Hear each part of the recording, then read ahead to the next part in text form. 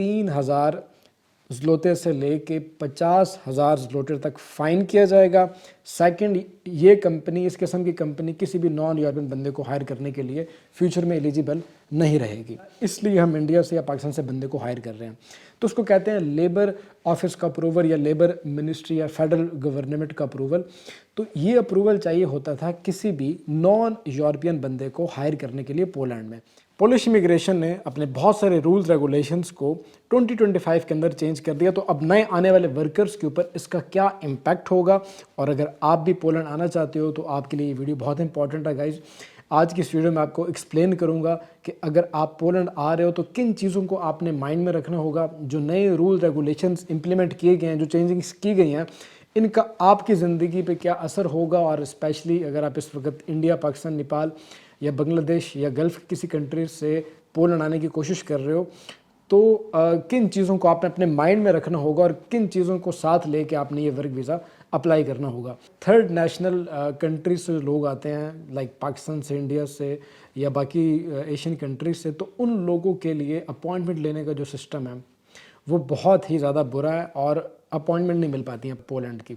तो अब इन नए जो रूल रेगुलेशंस किए गए हैं, इसके अनुसार अब आप लोगों के ऊपर इसका क्या इम्पैक्ट होगा और क्या अब अपॉइंटमेंट मिलना इजी होगी या नहीं इजी होगी। मैंने बहुत से लोगों की वीडियोस देखी हैं, बहुत से पोस्ट भी देखी हैं, लेकिन प्रॉपर इन्फॉर्मेशन किसी में भी आपको नहीं देगी। तो मैं कोशिश करूँगा कि आप लोगों को ये प्रॉपर इन्फॉर्मेशन दे पाऊँ कि कौन सी चीज़ें चेंज की जाएंगी पोलैंड के अंदर और कौन सी नई चीज़ें इंप्लीमेंट होंगी।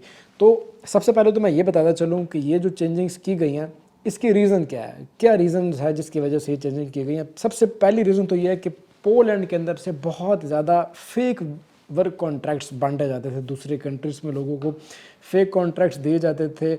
और पोलैंड के अंदर ऑलरेडी क्योंकि बहुत ज़्यादा तादाद में यूक्रेनियन रिफ्यूजीज़ आबाद हैं, इसलिए पोलिश गवर्नमेंट चाहती है कि जो ऑलरेडी लोग हैं यहाँ पे यूक्रेन से जो आज आ चुके हैं, तो उनको पहले अकोमोडेट किया जाए, उनको रेजिडेंसीज दी जाए, उनको जॉब प्रोवाइड की जाए। उसके बाद फिर जो थर्ड नेशनल सिटीजन्स हैं उनको बाद में देखा जाता है। तो फिर ऐसे में जो जाली कॉन्ट्रैक्ट या जाली वर्क परमिट की बेस पे जिन लोगों ने वीज़ाज अप्लाई कर रखे थे, तो वो लोग एक तो टाइम ज़्यादा वेस्ट करते थे एम्बेसी का, और दूसरा रिजेक्शन इसकी वजह से बहुत ज़्यादा हो रही थी। गवर्नमेंट की जो रेपुटेशन है वो भी ख़राब होती है अगर ज़्यादा वर्क वीज़ाज रिजेक्ट किए जाएँ तो ये मेन कॉजेज़ हैं। इसके अलावा अपॉइंटमेंट का बड़ा इशू था, अपॉइंटमेंट नहीं मिल पाती पोलैंड के वर्क वीज़ा की।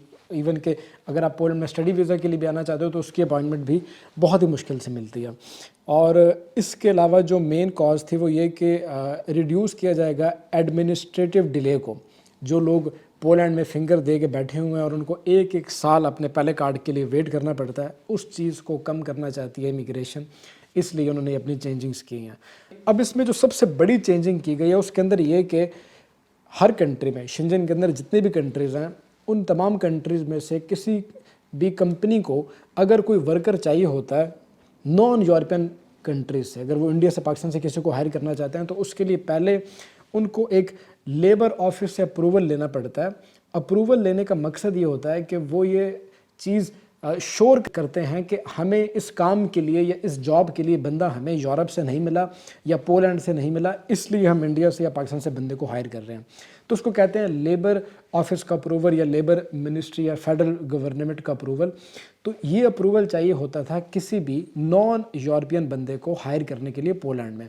लेकिन अब इन नए रूल्स के अकॉर्डिंग किसी भी कंपनी को ऐसा अप्रूवल लेने की ज़रूरत नहीं होगी फेडरल मिनिस्ट्री से, वो उसके बगैर भी आपका वीज़ा प्रोसीड कर सकते हैं।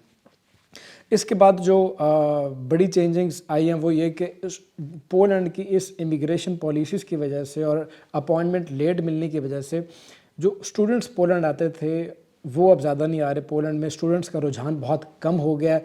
पोलिश गवर्नमेंट ये चाहती है कि ज़्यादा से ज़्यादा स्टूडेंट्स स्टडी वीज़ाज अप्लाई करके पोलैंड में आएँ और उनको अपॉइंटमेंट्स ईजीली मिलें, और स्टूडेंट्स वीज़ाज़ को बहाल करने की कोशिश करेगी पोलिश गवर्नमेंट अपने नए लॉ के अकॉर्डिंग।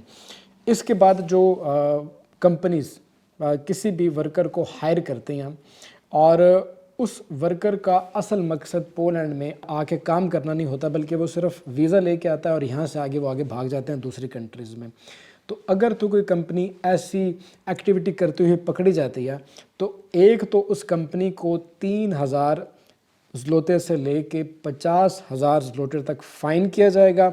सेकंड, ये कंपनी, इस किस्म की कंपनी किसी भी नॉन यूरोपियन बंदे को हायर करने के लिए फ्यूचर में एलिजिबल नहीं रहेगी। इसके बाद जो बड़ी चेंजिंग की जाएगी वो ये कि पहले पोलैंड के अंदर हर साल 2 मरतबा सैलरी इंक्रीज़ होती थी, जनवरी में और जून जुलाई में होती थी सैलरी इंक्रीज़, लेकिन अब 2025 के अंदर साल में सिर्फ 1 मरतबा ही सैलरी इंक्रीज़ की जाएगी।